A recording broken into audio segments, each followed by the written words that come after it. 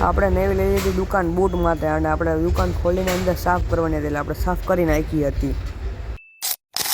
રોજની જીમ પણ આપણી આજ સવાર પડી ગઈ છે. આપણે કામે જવા હાટું નીકળી ગયા છીએ. સામે છે ખૂટ્યો, તમે તો કોઈ દી જોયો નહીં હોય.